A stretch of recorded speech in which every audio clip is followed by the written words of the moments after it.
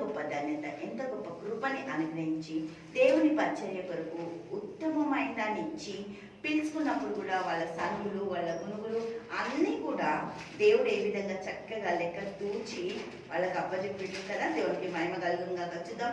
సంఖ్యాకాండం 16వ అధ్యాయము 1వ వచనం. లేవికి ముని మన్మడును, కహాతుకు మన్మడును, ఇస్వాహురు కుమారుడును అగు కోరాహు రూబేనీలతో ఏలియాబు కుమారుడైన దాతను అభిరాములను దేవునికి మహిమ కలుగుగా వీళ్ళందరూ కలిసి ఒక టీంగా తయారైపోయి ఏం చేసిరట వీళ్ళందరూ హల్లెలూయా మోషే అహరోనులకు విరోధముగా పోపడి మీతో మాకిక పని లేదు, ఈ సర్వ సమాజంలోని ప్రతివాడు పరిశుద్ధుడే యెహోవారి మధ్య ఉన్నాడు, యెహోవా సంఘము మీద మిమ్మల్ని మీరేలా హెచ్చించుకొనిచున్నారని వాళ్ళతో ఏం చేసినట్ట గొడవకి దిగేసి మోషే ఆ మాట విని సాగిలపడాడు.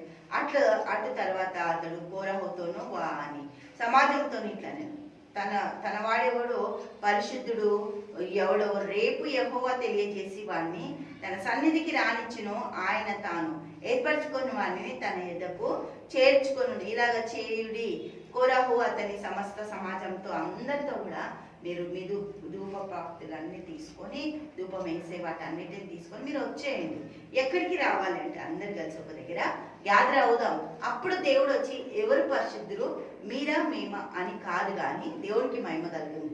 దేవుడు ఎవరిని కోరుకుంటే వాళ్ళు ఆ పని చేద్దామంటే కోరాహు వాళ్ళతో చేరి వెళ్ళినప్పుడు దేవుడి అగ్ని వచ్చి 250 మందిని దహించేసింది. కానీ దీంట్లో కోరాహు ఒక కుమారులు ఎక్కడ కూడా చేరలేరట. వాళ్ళు దేవుని బలిపీఠం దగ్గర ఉన్నారట. దేవుడికి మహిమ కలుగుందాక దేవుని బలిపీఠం దగ్గర వాళ్ళని వాళ్ళు కట్టేసుకుంటారట. మేము ఇక్కడ నుంచి జరగము, దేవుడి మందిరమే మాకు, దేవుడు మాకు ఉత్తమమైంది ఇచ్చిండు. హల్లెలూయా దేవుడికి స్తోత్రం.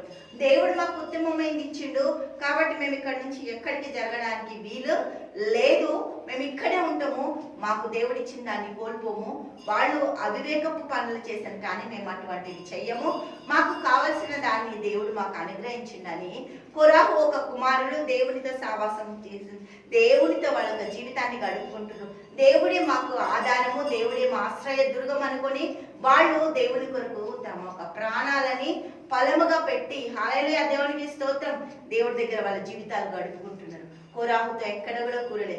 ఎందుకు అంటే దేవుడు మాకు ఉత్తమమైంది ఇచ్చిండు అంటుండు. హల్లెలూయా దేవునికి స్తోత్రం.